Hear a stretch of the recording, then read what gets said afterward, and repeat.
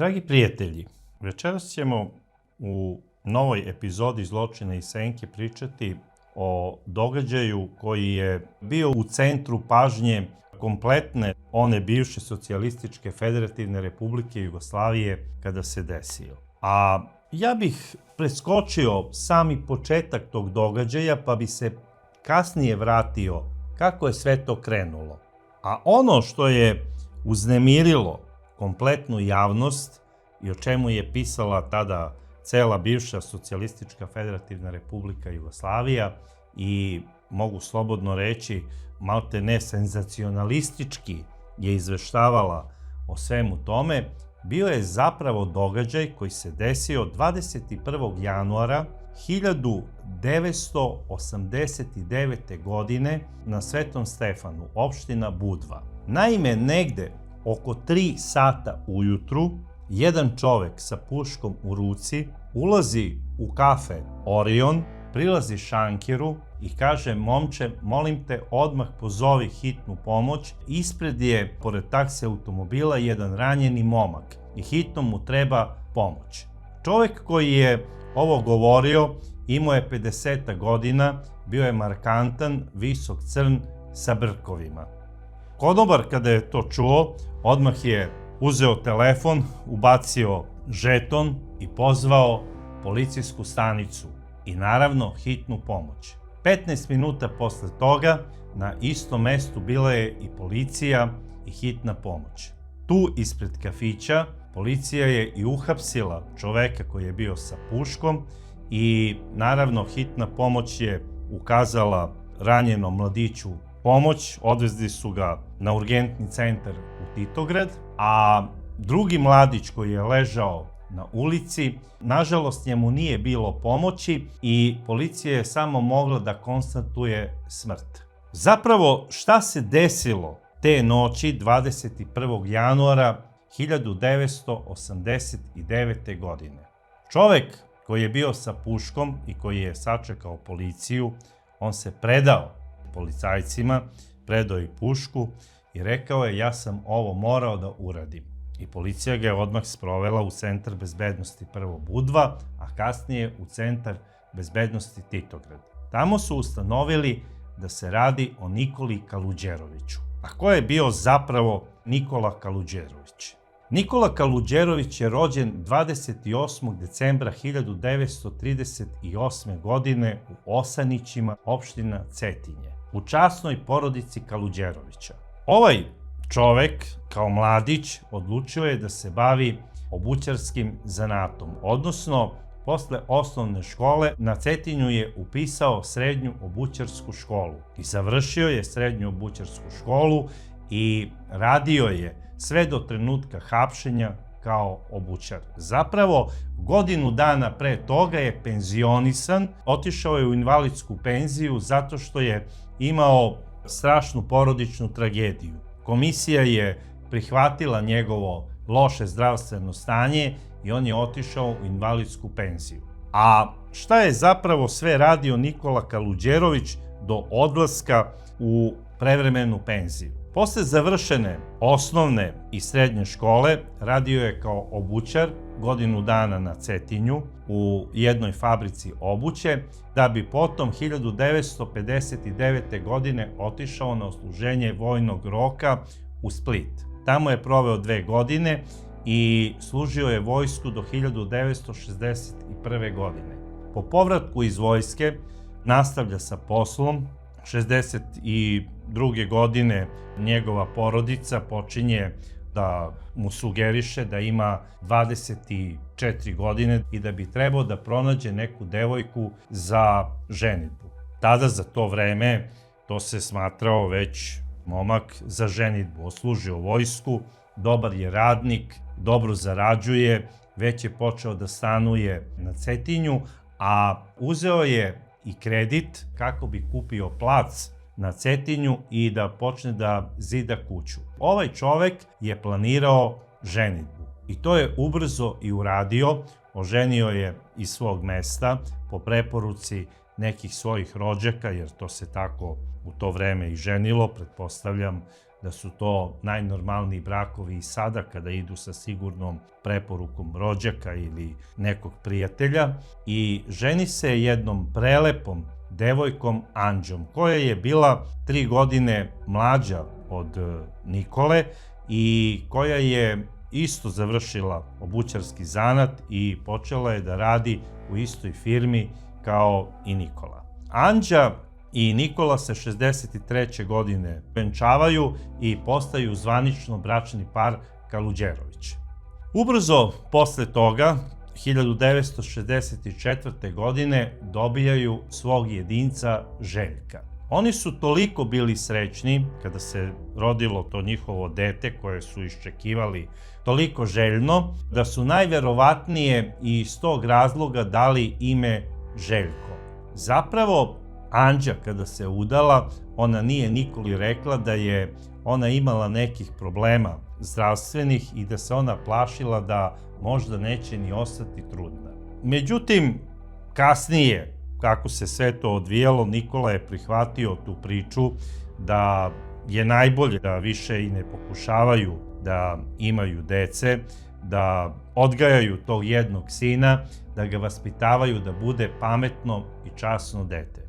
I kako je njegova supruga Anđa govorila, ona je svu sebe posvetila da od Željka napravi dobro dete i da bude lepo vaspitan.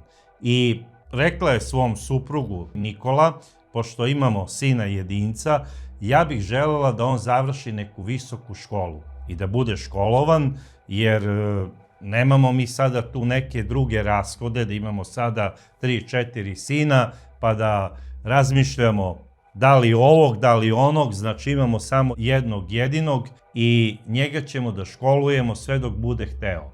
I ja te molim, počni da utičeš na njega od njegove najranije mladosti, da zavoli školu i da mu bude cilj fakultet. I Nikola je to pokušavao da ugradi svom sinu u svest da mora da završi fakultet. I naravno, Željko se u tom pravcu i razvijao, prihvatao je savete roditelja i za sve vreme njegovog školovanja i u osnovnoj školi, a i u srednjoj školi, ovaj mladić nije imao ni jedan incident. Znači, bio je jako uzorno dete i svi su ga voleli. I svi su želeli da se druže sa njim, zato što prosto je bio onako dete koje je obećavalo da će jednog dana postati neka značajna ličnost. Jer je bio kulturan, fin i odudarao je od druge dece koja su nekada znala onako malo više da se ponašaju kao mangupčići. I sada šta se dešava?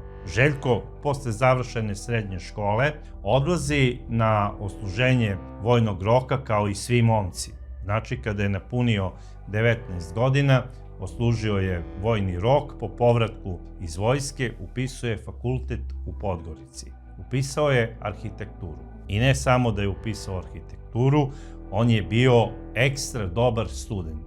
Sve ispite je davao u roku. To je bio student za primjer. I gurao je baš onako udarnički. To je pravi izraz za to vreme 80-ih. I Željko je davao godinu za godinom, upisao je i 3. godinu, napunio 23 godine i naravno bio je lep i svi su govorili, vidi kako je ono dete Kaluđerovića em lepo, em pametno. To je prava prilika za udaju mnogih lepih i dobrostojećih udavača, ne samo sa Cetinja, nego iz čitave okoline. Njega su onako devojke posmatrale iz prikrajka i maštale su o tome da neka od njih u stvari postane Željkova devojka.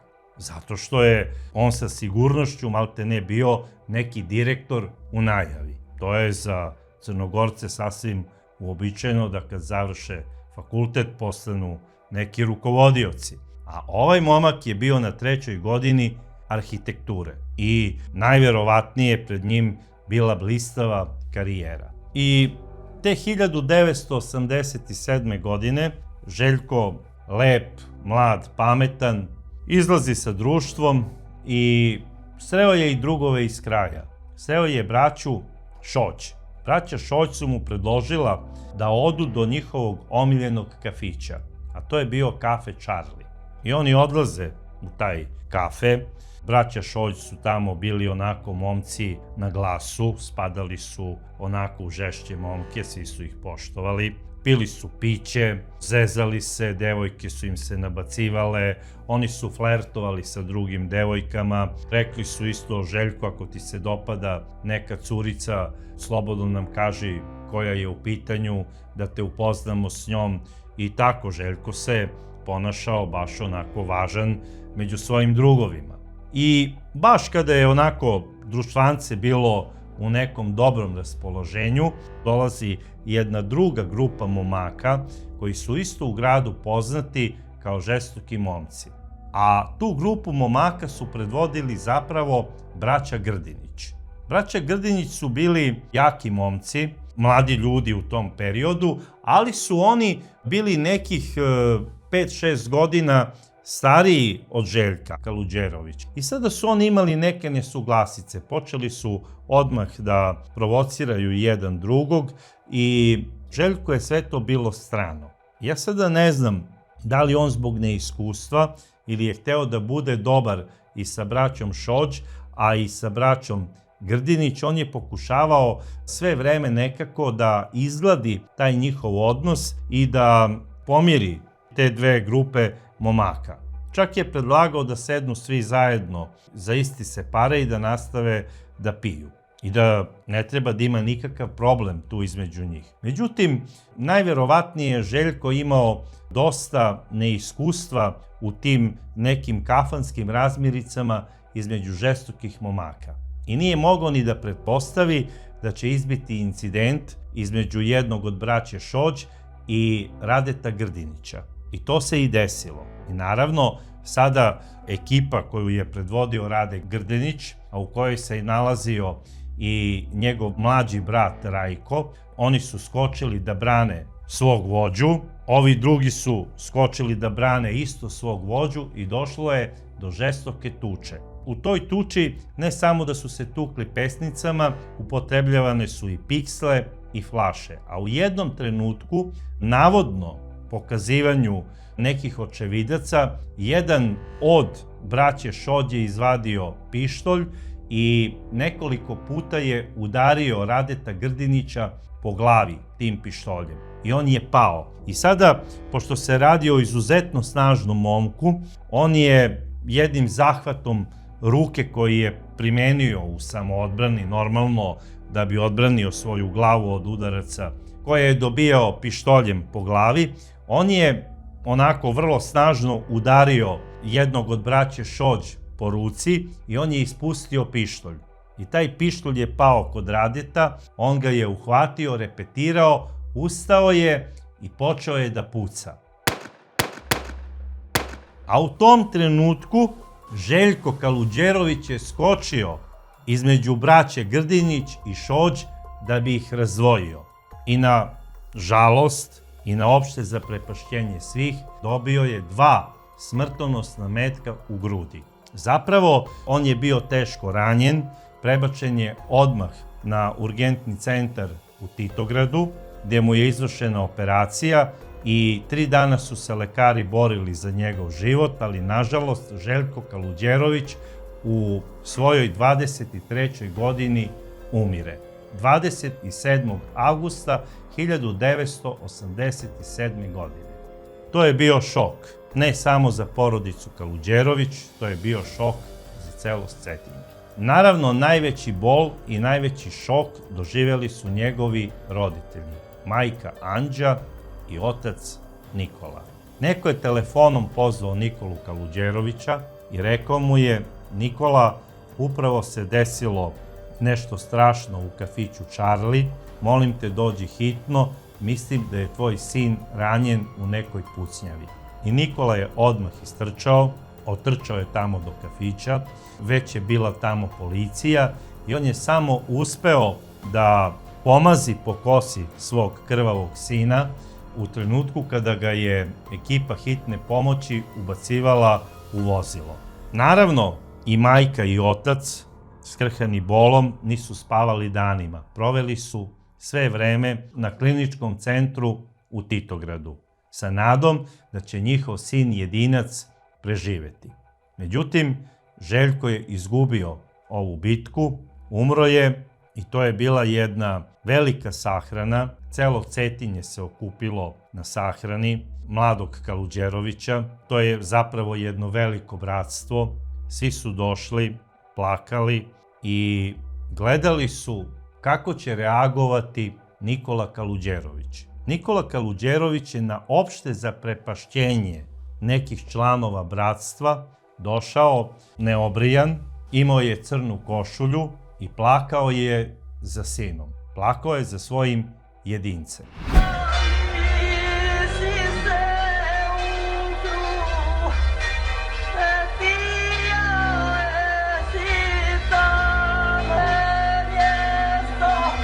Sada, kada to ja vama pričam, svi ćete reći, pa normalno je da se čovek tako ponaša, da je u crnini i da plače za svojim sinom jedincem.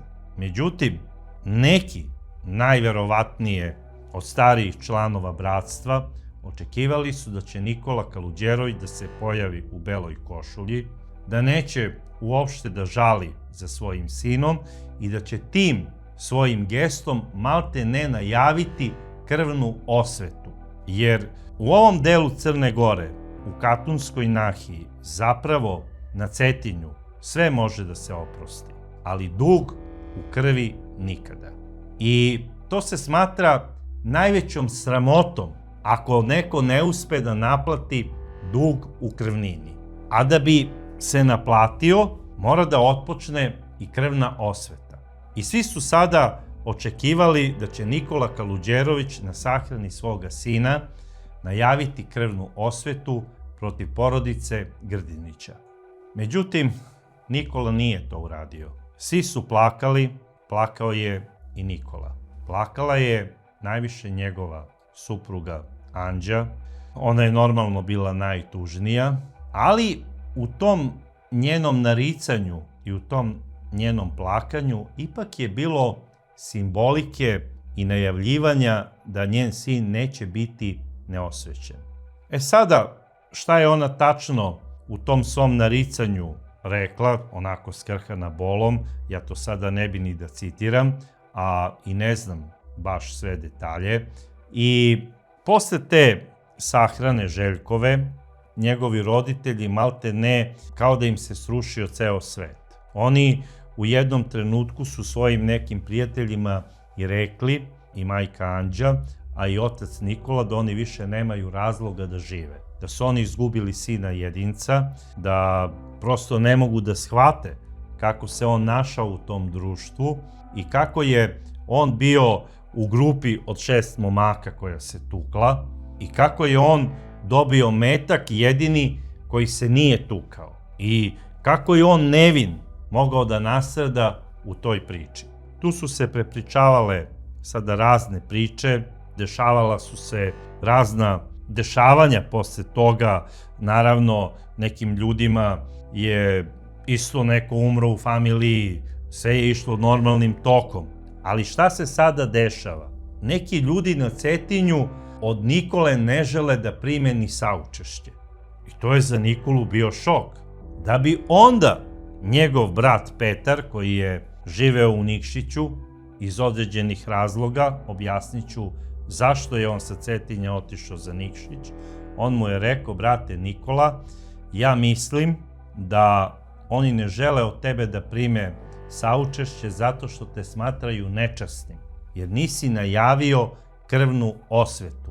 Nisi najavio da hoćeš da vratiš dug, jer je tvoj sin ubijen vatrenim oružjem, ubijen je u kafani.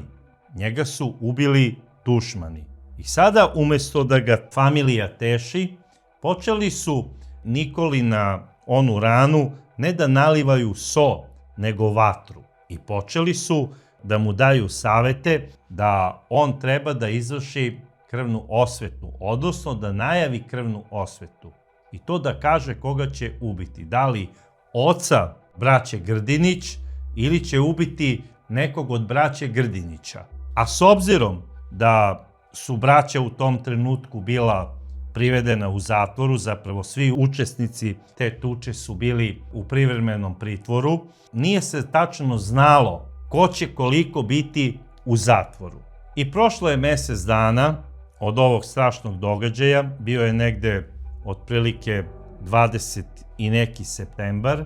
Mlađi brat Grdinića, zapravo Rajko Grdinić, je izašao iz pritvorske jedinice i njemu je trebalo da se sudi kao i ostalim učesnicima ovog nemilog događaja sa slobode. U zatvoru u Spuž je upućen na 30-dnevni pritvor do okončanja sudskog postupka samo Rade Grdinić, koji je po veštačenju policije izvršio krivično delo ubistva.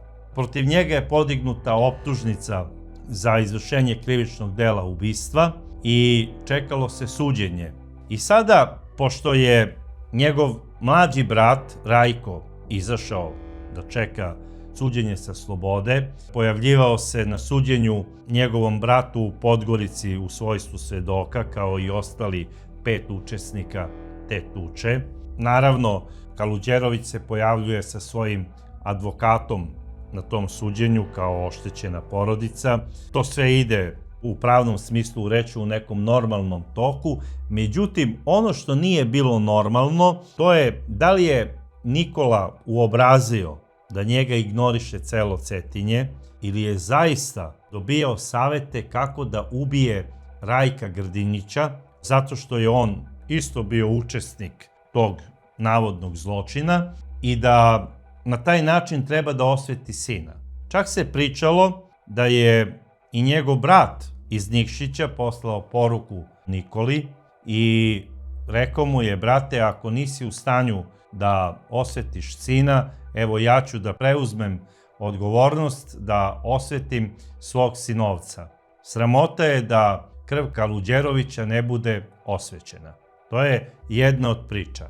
I sada, po samom kazivanju Nikole Kaluđerovića, mnogi njegovi prijatelji, kada su dolazili da mu daju savete, davali su mu i oružje. Tako da je u jednom trenutku, kako je sam Nikola Kaluđerović kasnije govorio i na suđenju, a i posle, znači, izdržane zatvorske kazne, u jednom trenutku je imao u svojoj kući količinu oružja kojom je mogao da opremi jedan vod specijalne vojske. To su barem reči Nikole Kaluđerovića. I šta je sada Nikola Kaluđerović radio? On je angažovao i jednog svog rođaka koji ga je vozio kolima kako bi pratio Rajka Grdinića gdje god se kreće. Da li je to bio Beograd, da li je to bila Budva, da li je to bilo recimo tu negde u okolini Cetinja, pošto su oni poreklom iz rijeke Crnojevića, da li je to bila Hercegovina, pošto su često išli za Trebinje, da li je to bio Split, jer kaže pratio ga je i u Splitu i stalno je bio naoružan i čekao je pravi trenutak kada će da ubije Rajka Grdinića. I sada, šta se dešava? To nije bila tajna, to su znali svi ljudi na Cetinju.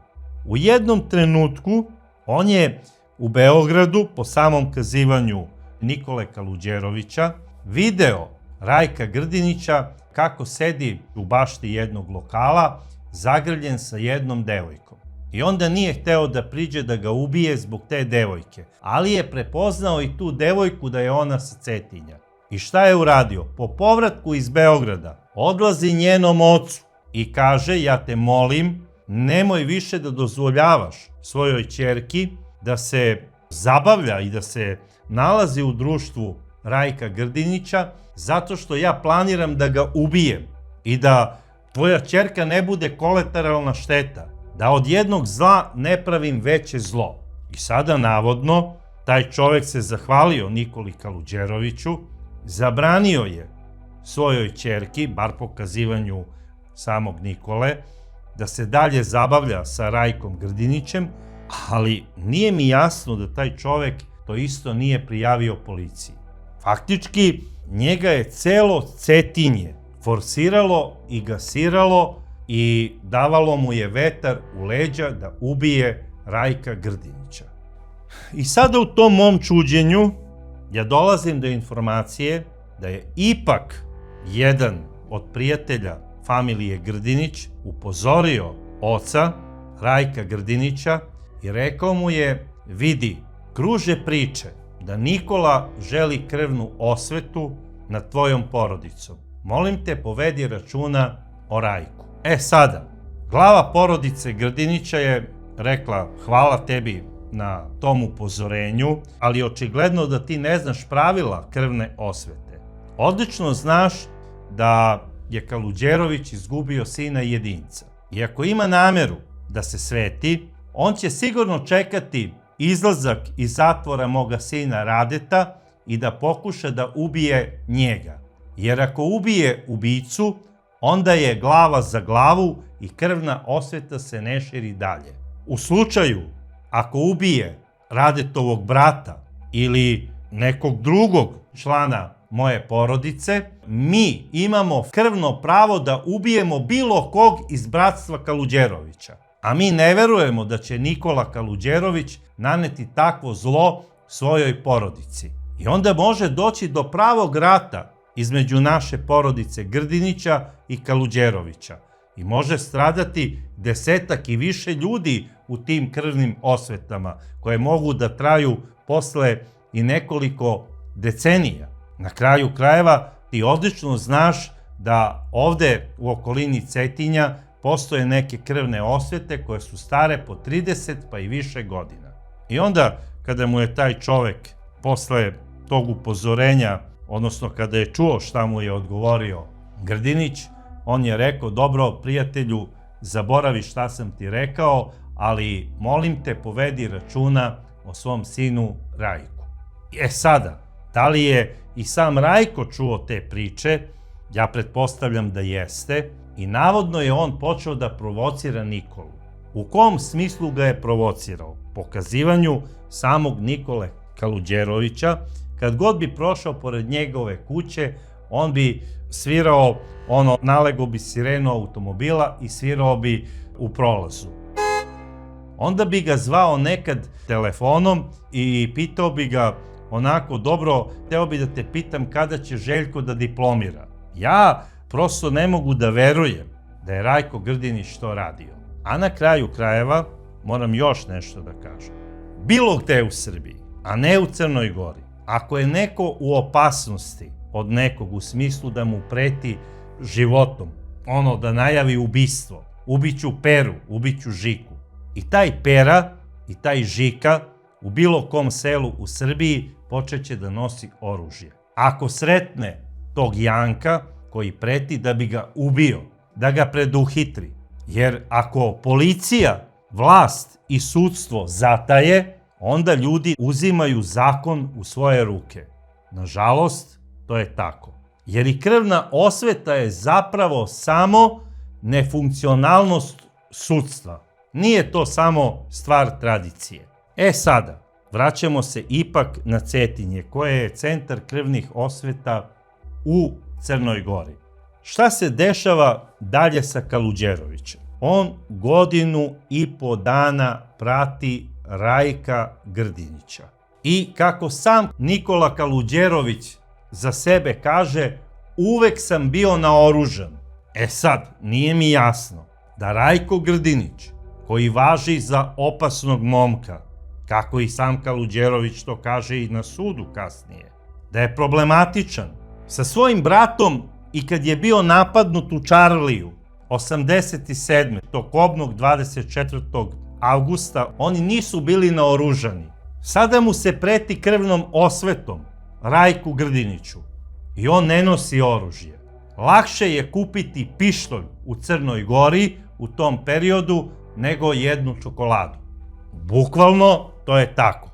Znači, svako ko me bude ubeđivao da to u tom periodu nije bilo tako, ili nije sa ovih prostora, ili ne želi da priča istinu. I Rajko Grdinić kreće se bez oružja. Prosto ne mogu da verujem. I 1,5 dana ga Nikola Kaluđerović juri kao zver, kao zeca zapravo. I na kraju je neko Nikoli Kaluđeroviću javio da se Rajko Grdinić nalazi na Svetom Stefanu. To je bio 21. januar 1989. godine. Rajko Grdinić je u taj kafe ušao u 22 časa. I Nikola Kaluđerović je taksijem došao ispred naznačenog kafeja na Svetom Stefanu, imao je u torbi oružje, platio je taksi, izašao je iz taksija i po tom vremenu, znači januar je mesec, primorje je, ne pada sneg, pada kiša, hladno je, on je 6 sati čekao Rajka Grdinića da izađe. U 3 sata izlazi Rajko Grdinić zato što mu je stigao taksi. I šta se dešava? Pošto je on imao nadimak, hladni, u tom trenutku neko iza jedne smokve počinje na njega da viče: ladni, ladni. Rajko se okrenuo i odmah je po konstrukciji tela koje je išlo njemu u susret ukapirao da se radi o Nikoli Kaluđeroviću. I video je da isti u rukama drži oružje. Zapravo Nikola Kaluđerović je držao lovačku poluautomatsku pušku kalibra 12 mm. I sada Rajko Grdinić, kada je skapirao da mu prilazi naoružani Nikola Kaluđerović, on pokušava da se sakrije iza taksi automobila. Nikola se uplašio da će i ovog puta da mu Rajko umakne. On puca u tom pravcu i pogađa mladića, ali ne Rajka Grdinića, nego zapravo Dragana Šofranca, taksistu, dečka koji nije ni kriv ni dužan i koji ima 23 godine u tom trenutku. Momak je jauknuo i pao.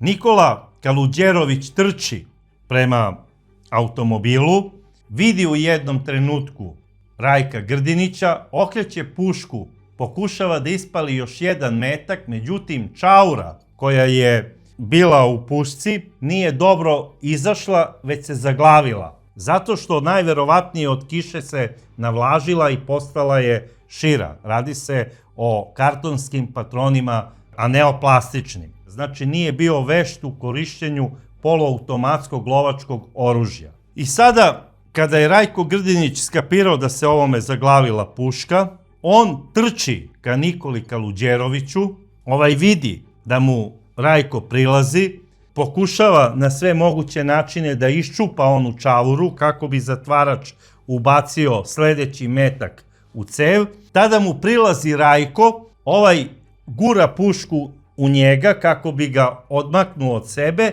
i počinje rvanje za pušku između Rajka Grdinića i Nikole Kaluđerovića.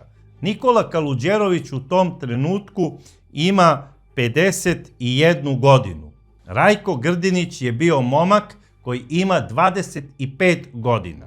Mladost i snaga je na njegovoj strani. On vuče za cev pušku i faktički sebi je nabija u stomak i u grudi. I sada Nikola, ne iz straha, nego je svestan da je ispred njega mlad, jak momak, on koristi faktički sada i snagu ovog mladića i još i on gura pušku u pravcu Rajka Grdinića i kako ga je gurnuo u grudi, Rajko Grdinić je napravio korak unazad i pao je ispred Nikole Kaluđerovića. Otima pušku i kundakom ga je udario po glavi. Tu se mladić zateturao i dalje je svestan, hvata ga rukom za pantalone i u tom trenutku Nikola Kaluđerović je odglavio pušku, video je da je zatvarač ubacio sledeći metak u cev, on stavlja opet prst na oroz, ustaje ispred njega Rajko Grdinić, on se okreće mu cev ka grudima i ispaljuje metak. To je znači pucanje iz neposredne blizine, on je faktički Rajka Grdinića prepolovio na pola. Ubio ga je u sekundi. Rajko Grdinić je u tom trenutku bio odbačen po samom kazivanju Nikole Kaluđerovića nekih 2 metara od njega, od siline same detonacije barutnih gasova i sačme koja ga je udarila u grudi. Naravno, kako je sam Kaluđerović rekao, on je osetio neku toplinu i milinu po celom svom telu. Stegao je pušku, poljubio je i pogledao je u nebo, zahvalio se Bogu što mu je Bog ili sam đavo omogućio da osveti svoga sina Željka. Pogledao je mrtvog dušmanina, kako je rekao, prešao je preko njega i krenuo je ka onom taksiju iz kog se pravca čulo jecanje nekog čoveka. Prišao je njemu i video je da se radi o nepoznatom mladiću. I rekao je: dečko, jesi li ranjen? Ovo je samo uspeo da mu kaže: čoveče, nagrdio si me. Onda je Nikola po svom kazivanju osetio veliko ne sažaljenje, nego veliku odgovornost što je ovog dečka pogodio. Utrčao je u kafić Orion i tražio je da se pozove hitna pomoć i policija. I rekao je: ispred je ranjeni mladić. Policija je došla, uhapsila je Nikolu Kaluđerovića, konstantovala je smrt Rajka Grdinića, koji je preminuo na samom licu mesta, a nesrećnog Dragana Šofranca, taksistu, prebacili su u urgentni klinički centar u Titogradu. 20 dana lekari su se borili za život ovog mladića, međutim nije mu bilo spasa. Posle 20 dana preminuo je i ovaj mladić. Tako da je Nikola Kaluđerović, kako je rekao, u tom trenutku bio najsrećniji čovek Crne Gore, zato što je osvetio svoga sina Željka Kaluđerovića, ali je on ovim činom ubio ne samo rođenog brata ubice svoga sina, on je ubio i nesrećnog mladića, koji je na jedan pošten i častan način zarađivao svoj hleb. Taksirao je posred noći. Nije se znači bavio kriminalom, nije bio bandit, nije bio nikakav mafijaš, ali je poginuo kao kolateralna šteta jedne krvne osvete. Nikola Kaluđerović, kako sam kaže, prvi put se naspavao te noći u pritvoru. Od trenutka pogibije i sahrane njegovog pokojnog sina Željka, prvi put je imao miran san. Sada, ja razumem najverovatnije da je i sredina doprinela, možda, kako sam Nikola kaže, da ga bojkotuje. Međutim, bez obzira što je Nikola Kaluđerović ovim činom postao heroj Crne Gore, ja sam ubeđen da je Nikola Kaluđerović tu priču, da su ga ljudi sa Cetinja bojkotovali, da nisu hteli da primaju saučešće od njega, da nisu hteli s tim da razgovaraju, da nisu hteli s tim da popiju piće, da je samo uobrazio u svojoj glavi i da je to zapravo bio povod i izgovor da izvrši suludi čin ubistva brata ubice njegovog sina Željka. Jer ako je poznavao pravila krvne osvete, pošto je imao jedinca, morao je da čeka ubicu da izađe iz zatvora, da odleži kaznu i da ubije njega ako je hteo da ga ubije. Ako je smatrao da se dug u krvi ne prašta. On je na ovaj način proširio izvršenje krvne osvete, odnosno dozvolio je sada porodici Grdinić da radi krvnu osvetu nad njegovom familijom. Međutim, oni nisu to hteli da rade. Oni su odlučili da sve to treba da odluči sud. I sada je sud po prvi put u Crnoj Gori prenosio javno suđenje Nikoli Kaluđeroviću i od njega je napravio heroja. Heroja krvne osvete. A prava i bol porodice Šofranc, a i porodice Grdinić niko nije nigde ni spomenuo. Ja kao prvo imam moralnu i ljudsku obavezu da sam se pojavio jutros na ovom sudu iz sledećih razloga. Zbog javnosti suda, posebno zbog porodice Šofranac, koje sam te nesretne noći napravljeno povreda Šofranca Dragana, na koju ja nikakvu namjeru prema čovjeku kojega nijesam poznavao niti ga nikad sagledao, desilo, zato sam i došao na ovom sudu. Što se tiče prvog ubistva, ne bih se pojavio na sudu. Ostao bih osutan i sudili biste u mojemu osustvu.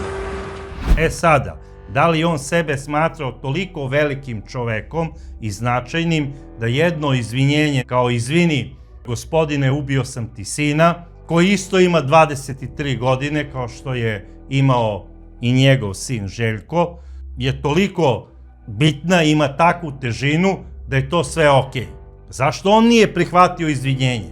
Možda bi Rade Grdinić rekao, izvini Nikola, ja nisam imao nameru da ubijem tvog sina. Ja sam se branio, mene su napali, jer i sam Nikola Kaluđerović je rekao da je Rade Grdinić najmanje kriv, jer je bio napadnut, ali je uzvratio kako je uzvratio. A da je on morao da izvrši krvnu osvetu i da ubije Rajka Grdinića zato što ga je malte ne primoravala cela njegova familija. I to je javno izjavio na suđenju. Vi mora da shvatite da je potresla slučaj mojeg sina, da je moj sin nevin ubijen, da su građani bili potpuno potpaljeni, da su me građani bili već izolovali. Prema tome u tom slučaju porodica je ljuto odustala od mene. Vjerovatno i prenosili, i njima prenosili da se Grdinić kreće, Tum kreće, Nikola može to napraviti, ali neće. Doveli su me do te situacije da su me već počeli odbacivati i najbliži moji prijatelji da ja to neću da počinim. E sada da je otac Rajka Grdinića bio isto na tu stranu malo nastrojen, pa da kaže dobro, ako ga je primoravala cela porodica Kaluđerović, onda ćemo mi sada od te cele porodici da tražimo krvninu za mog mlađeg sina. Međutim, na sreću, porodica Grdinić se ponašala evropski, ona je poštovala sud i prihvatila je presudu koja je za Nikolu Kaluđerovića bila 20 godina zatvora za dvostruko ubistvo zbog bezobzirne krvne osvete. A zbog ubistva iz nehata koje je izvršio Rade Grdinić, isti je osuđen takođe 20 godina zatvora. Pa, neosporno je da sam napadnut. Čak i u presudu koju sam kažnjen 20 godina, sud piše da je sud ustanovio da sam napadnut. Napadnut sam od strane porodice Šoć, pojačane spokojnim Željkom Kaluđerovićem i još nekim drugim. Tu sam udaran, bačan sam na zemlju, čak oružje od kojega je pokojnik Kaluđerović poginuo, to je njegov pištolj, čak šipka koja je bila kod mene, to je šipka porodice Kaluđerović, to su oni sami izjavili. Suđenje Nikole Kaluđerovića je bilo jedno od najgledanijih medijskih stvari tog trenutka u bivšoj socijalističkoj federativnoj republici Jugoslaviji. A u Crnoj Gori to je prvo suđenje koje se javno prenosilo televizijom. Nikola Kaluđerović je postao medijska ličnost. Pokazivanju mnogih ljudi iz Crne Gore, Nikola Kaluđerović je postao heroj. I postao je heroj u samom zatvoru Spuž, gde je izdržavao kaznu. Pa i sam Nikola Kaluđerović kaže, ja nigde nisam više poštovan nego u Spuškom zatvoru. Poštovali su me i upravnici zatvora, i komandiri, i zatvorenici. I kako kaže, od najvećih fukara do najuglednijih zatvorenika. I onaj ko je najugledniji dolazio je u moju ćeliju. Naravno, najviše ga je poštovala njegova životna saputnica Anđa. Anđa je svog Nikolu doživljavala kao viteza, kao heroja. Anđa je čak dala i jedan intervju za jednu beogradsku medijsku kuću i pred televizijom je rekla: Što bi mene moj sin da je unesrećio nečiju porodicu kao što su oni unesrećili mene? Što bi on mene? Jer sam ga ja za to vaspitavala da on nikoga ne unesreći. On nije nikoga ni unesrećio. On je ožaljen kao momak svoje vrijednosti. Samo mu ovaj sud nije dao prvi koji je bio vrijednosni. Moj muž je izvređao ovaj sud za to zašto prethodni sud nije okrivio one ljude koji su ubili mojega sina. Meni nije stalo, je li otkrivio sud nekoga 5 godina, 10 godina. Ili je rekao da je on kriv, a neka se brani sa slobode. Mene to ne interesuje, on je kriv predano. Tako da sam ja u jednom trenutku, kada sam gledao taj njen intervju, pomislio da je zapravo Anđa rukovodilac ove priče oko krvne osvete njenog supruga Nikole. Zapravo imao sam utisak da nije tačno, da su njega bojkotovali ljudi sa Cetinja, u smislu ne želim da primim saučešće od tebe, Nikola. To su glupe priče. Ja mislim da je njegova supruga Anđa Nikoli govorila: Nikola, kako možeš da pogledaš čoveka u lice i da mu kažeš primi moje saučešće, a ti nisi osvetio sina jedinca? Kako možeš, Nikola, da pogledaš sutra kada odeš na onaj svet svoje pretke? I kada su novinari pitali Anđu, da li vi podržavate ovo što je uradio vaš suprug Nikola? Anđa kaže, ja sam ponosna na njega. A što ako ne vjerujemo u sud? Šta ćemo onda? Šta Kako ćemo do onda? pravde da dođemo? Do pravde? Moramo vjerovati u sud. A ja je tražim sama. Mislite li da se na tome ovo završava, ovaj strašni sukob? Ja mislim sa moje strane ne, da za to i živim. Jer ja sve što imam, mene je pod onom pločom u Cetinje. Ja i onako ne postojim od 20. avgusta 87. godine. Ja i onako ne postojim, ja samo idem časno ako mogu oditi. Da poljubim onu grobnicu, da zahvalim mome sinu što je mene ostavio uz pomoć moju do 10 godina, a poslije mu nije trebalo. Kada sam čuo ove reči, bilo mi je sve jasno. I zato sam siguran da malte ne svaku krvnu osvetu u Crnoj Gori diktiraju zapravo žene. I ne samo u Crnoj Gori, nego i u Albaniji. Za Albaniju sam siguran da je tako. Tamo, apsolutno, one vode glavnu reč u svemu, što se tiče tih dešavanja oko krvnih osveta. A što se tiče Crne Gore, mislio sam da to malo drugačije funkcioniše. Međutim, ja sam ubeđen da je časni Crnogorac, kada se odluči na čin krvne osvete, ne pod uticajem duhova svojih predaka, niti je pod uticajem starih kanona i zakona svojih plemena, već je pod uticajem sopstvene supruge. I to nisam samo ja došao do tog zaključka je došao i Sveti Petar Cetinski. Sveti Petar Cetinski, ded velikog vladike Njegoša, kao vladika pokušao je da iskoreni krvnu osvetu u Crnoj Gori još 1760. godine i nije uspeo u tome. Punih 40 godina on je najrigoroznije kažnjavao svaku krvnu osvetu smrtnom presudom. I krvna osveta je naživela zakon Svetog Petra Cetinskog. I dalje postoji u Crnoj Gori kao nepisani zakon. Sveti Petar Cetinski je zadnju smrtnu presudu izrekao 1800. godine za krvnu osvetu, a posle toga je ubrzo i preminuo i on je sam rekao na saboru plemena: lako ću ja sa svojim harambašama i bimbašama da rešavam probleme i da ih kažnjavam, ali šta ću sa našim ženama Crnogorkama, koje kada vi odete u vojevanje i hajdukovanje, one ostaju da vode kuće. Kako njih da ubedim da iskorenimo krvnu osvetu? Nažalost, krvna osveta i dalje postoji u našim krajevima, doduše i na sreću ne tako često kao nekad, ali s vremena na vreme ona se pojavi i doduše jako nas uznemiri.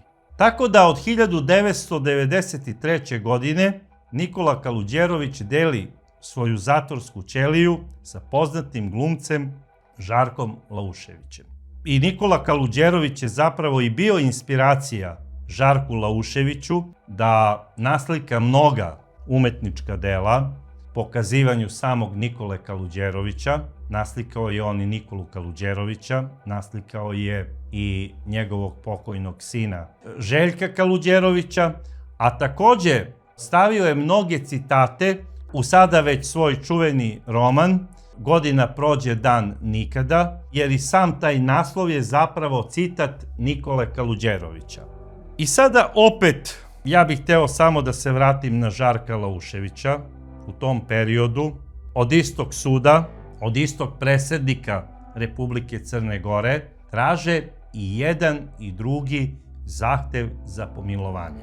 I jedan i drugi zahtev ne piše advokat, nego piše Žarko Laušević. Tako bar govori Nikola Kaluđerović. Dobijaju odgovor od tadašnjeg predsjednika Republike Crne Gore, Momira Bulatovića, koji doslovce kaže ovako: ja ne mogu da izdam nikome pomilovanje, gospodine Lauševiću, bez obzira što ste vi filmska zvezda, dok ne dobijem odobrenje porodice žrtava nad kojima ste vi izvršili krivično delo ubistva. I molba za pomilovanje Žarku Lauševiću je odbijena. Nikola Kaluđerović je dobio pomilovanje i on je posle 8 godina zatvora izašao na slobodu ukazom istog tog predsjednika. I ja se sada pitam, sa razlogom, da li je taj predsjednik pitao porodice Šofranac, da li se oni slažu da Nikola Kaluđerović dobije pomilovanje? Ajde, Grdinić je možda nije hteo da pita, možda je smatrao da nema potrebe da ih pita, ali da li je pitao porodicu nesrećnog mladića koji je ubijen bez razloga?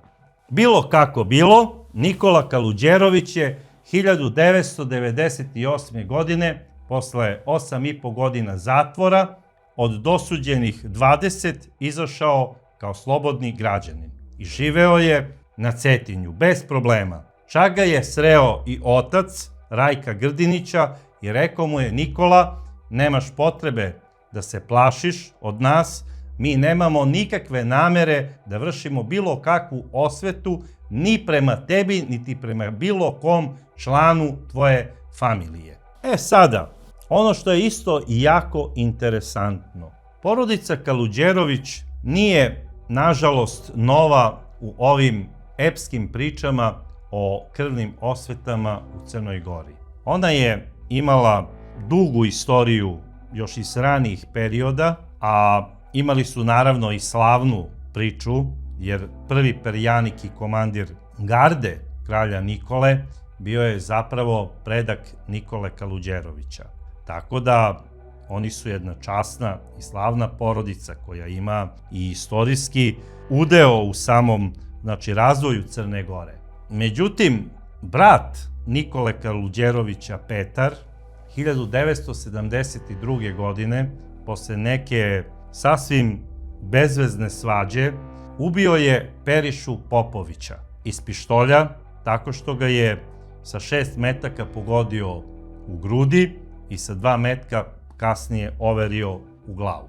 Petar je uhapšen i osuđen je tada na 10 godina zatvora. Izdržao je 10 godina zatvora i smatrao je da je najbezbednije da pređe da živi u Nikšić, kako bi izbegavao susret sa porodicom Popović na Cetinju. Međutim, otac Periše je otišao za Nikšić kako bi tamo našao Petra i sreo ga je kako ovaj izlazi pijan iz jedne kafane, izvadio je pištolj, ispalio je 1 metak, ranio ga je, a drugi mu je zaglavio u cevi. I zbog tog krivičnog dela je sproveden u istražni zatvor u Titogradu i u zatvoru je i umro. Petar Kaluđerović nastavlja da živi u Nikšiću, tamo je imao porodicu, to je isti onaj Nikolin brat koji mu je navodno telefonom rekao: slušaj Nikola, ako ti nećeš da svetiš sinovca, svetit ću ga ja,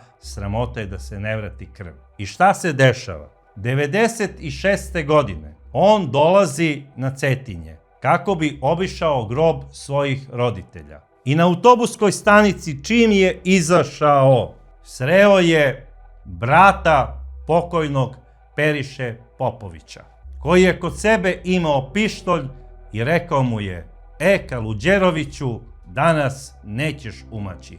Ako si umakao mome ocu, meni nećeš. Izvadio je pištolj i ubio ga je tako što je u njega sasuo ceo šaržer od 15 metaka i Sig Sauera. Ista priča, samo je sada imao savremeniji pištolj u kome je stajalo više municije. On je uhapšen, osuđen je na 20 godina zatvora, a šta se dešava? Sahrana je na porodičnom groblju Kaluđerovića, sahranjuje se znači Petar Kaluđerović, a iz zatvora Spuž dovode Nikolu, rođenog brata, da održi govor nad mrtvim telom svoga rođenog brata. I tu na opšte zaprepašćenje dolazi i Đurđa, majka pokojnog Periše Popovića, da zapali sveću. Rasprala je kosu i rekla je: Crnogorci, onaj ko krv duguje, večno tuguje. A onda ju je Nikola Kaluđerović poljubio u ruku i održao je čuveni govor, u kome je rekao: Crnogorci, uzmite se u pamet, zaboravite krvne osvete, jer one nikome ne donose dobro. Niti ubijenoj deci, niti žalosnim majkama, niti osvetnicima. Osvetnicima mogu da donesu samo smrt ili robiju. Zato vas molim da svi koji ovo čujete zakočite svoje oružje.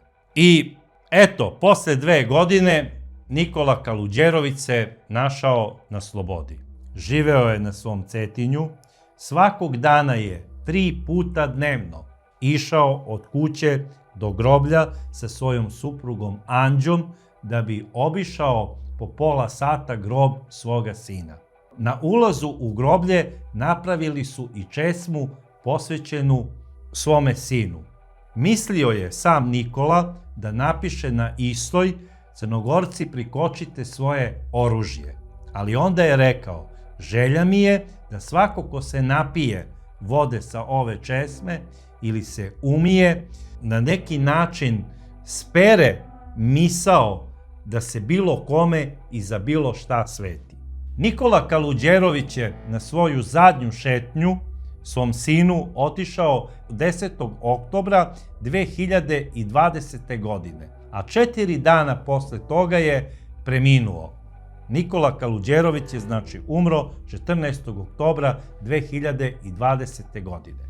Ja ne mogu sada da komentarišem pravosuđe Republike Crne Gore. Smatram da su oni procenili da je Nikola Kaluđerović izdržao ono što je trebao da izdrži, da se ponašao časno i da je bezbedan da bi izašao na prevremenu slobodu. E sada, šta se dešava sa Radetom Grdinićem? On je odležao svoju kompletnu kaznu. I kada je Rade Grdinić izašao iz zatvora, po samom kazivanju Nikole Kaluđerovića, pozvao ga je Rade i rekao je: Nikola, da li mi imamo neke neraščišćene dugove i ko šta kome duguje? On je rekao: Rade, mislim da je sve ovo bilo previše, da niko nikome ništa ne duguje. I ta krvna osveta je završena i stavljena je tačka. Međutim, Kaluđerović nisu oni baš tako bajna porodica. Imaju oni tu žicu malo osionosti, kao i mnoge porodice, nažalost. To bratstvo Kaluđerovića, to su sve bliski rođaci Nikole Kaluđerovića, dok je on još bio u zatvoru, to je bilo 91. druge godine, isto su išli po kafićima, pijančili, zezali se i na Cetinju su u kafiću koji je držao Rajko Marković počeli da prave neke incidente. I sada Rajko ih je više puta upozorio: nemojte momci da lomite, nemojte da pravite bahanalije, da radite razne stvari, terate mi goste, popite piće, nije problem ako nemate da platite, sve je okej, ali ajde da budemo normalni. I sada neko od Kaluđerovića izvadio pištolj, repetirao i pretio Rajku Markoviću. Rajko je oteo njemu pištolj, došlo je do nekog guranja i došlo je do opaljenja pištolja. Tu je poginuo jedan od mladića iz familije Kaluđerovića. To je bliski rođak Nikole Kaluđerovića. Rajko Marković, kao vlasnik kafića, iako je u tom rvanju bio čak ranjen sa 4 metka, osuđen je na 14 godina zatvora, kaznu je izdržao, izašao je sa 35 godina, imao je 21 godinu kada se desio taj nesrećni slučaj, ubistvo u samoodbrani, i oženio se posle toga. Žena mu je bila u porodilištu na Cetinju i kada je išao da obiđe suprugu posle porođaja, rekla mu je šta treba da kupi, otišao je do prodavnice, kupio je neko voće i kada je izlazio iz prodavnice, samo ga je preko leđa presekao rafal iz automatske puške. Nesrećni Rajko nije znao šta ga je snašlo. Počeo je da trči tu ka nekom spomen parku. Trčao je tamo kako bi se sakrio iza onih spomenika, međutim pao je. Onda je njemu pritrčao taj isti čovek koji je pucao u njega, ispucao je dodatnih 12 metaka u njega, ukupno je na njega ispalio 30 metaka, od čega ga je pogodilo 14. I sada okreće se i polazi. I u tom trenutku čuje još jedan jauk da je rekao nesrećni Rajko, onda čovek baca automatsku pušku pored puta, vadi pištolj, repetira ga, prilazi Rajku i puca mu još 3 metka u glavu. Posle toga odlazi do sredine onog parka, stavlja pištolj u usta i izvršio je samoubistvo. Ubrzo je policija došla na samo lice mesta i bilo je sve jasno. Zapravo, Drago Kaluđerović je osvetio svog sina tako što je ubio Rajka Markovića posle 16 godina. Od trenutka kada je Rajko Marković ubio njegovog sina u onom kafiću. Sve se znači prašta, ali krv ne. I pored toga što je njegov brat Nikola Kaluđerović pozvao sve Crnogorce da prikoče svoje oružje, da zaborave krvne osvete, on se oglušio o poziv svoga brata od strica i ipak je izvršio krvnu osvetu nad Rajkom Markovićem, bez obzira što ovaj može znači da mu bude sin po godinama. I izvršio je samoubistvo kako bi stavio tačku na dalji tok krvnih osveta. Sada, šta bih hteo da kažem? U ovim razmiricama između Kaluđerovića, Popovića, Markovića i Grdinića ubijeno je ukupno 15 ljudi, što je mnogo je. Doduše, to je bio znači period od 72. godine do 2005. kada je Drago ubio Rajka Markovića.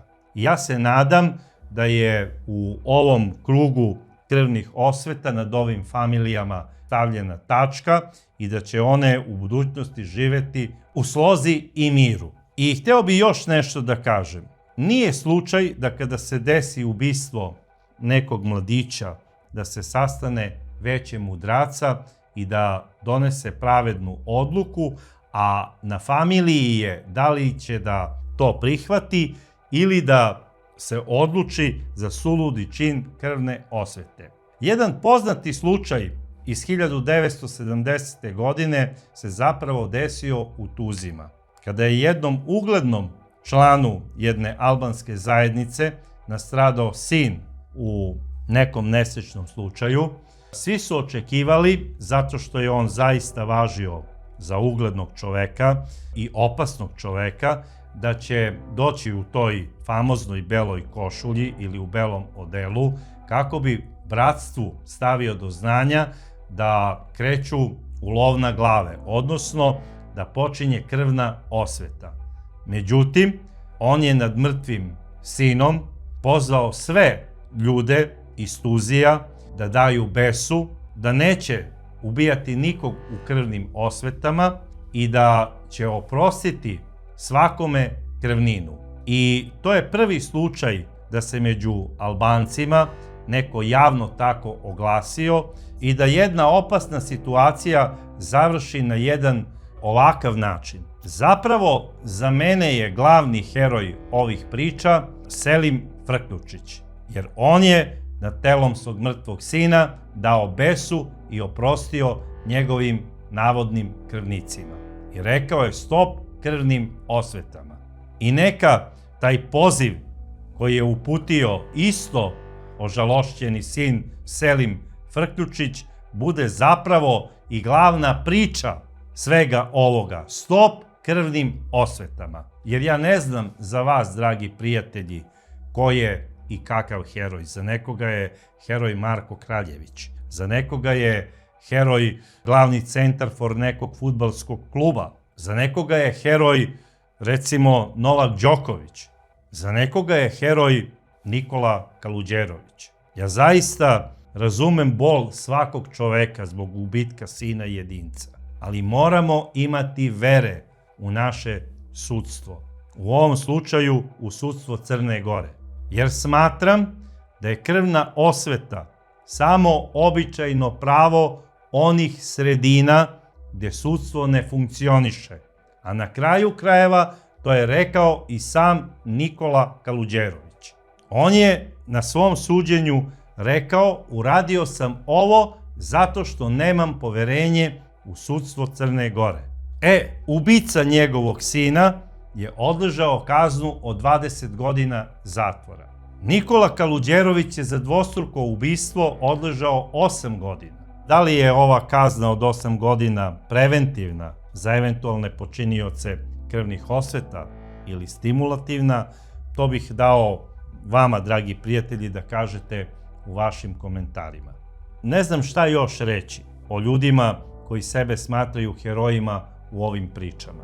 Na svu sreću, krvnih osveta je sve manje i manje na našim prostorima i u našem okruženju, ali se pojave sa vremena na vreme.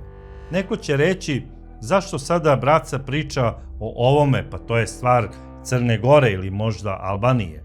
Grešite, draga gospodo, grešite, dragi prijatelji, jer samo u mom komšiluku od 50 ljudi, 30 su iz Crne Gore. Jer s razlogom moram da se brinem, jer verujem da svako ko dođe u Beograd iz nekog mesta odakle dolazi, bez obzira da li je to istočna Srbija, da li je to Hercegovina, da li je to Crna Gora ili bilo koji drugi deo odakle dolaze ljudi u velike gradove, oni donose i deo svojih običaja i tradicije.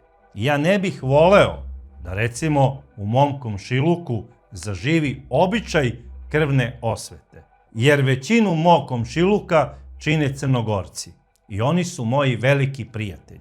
Ja ne bih voleo da neko sutra od njih bude žrtva neke krvne osvete ili da izvrši krvnu osvetu nad nekim. Zato što ga na to primorava njegovo okruženje. Moramo da verujemo u sudstvo i u pravosuđe i da se borimo da ono bude bolje i da sve ono što ne valja u istom ukažemo na vreme i da menjamo isto.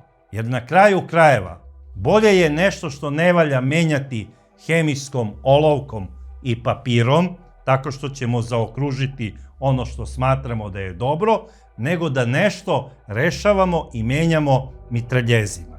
To bi bilo sve za večeras, a mi se vidimo u sledećoj epizodi Zločina i senke.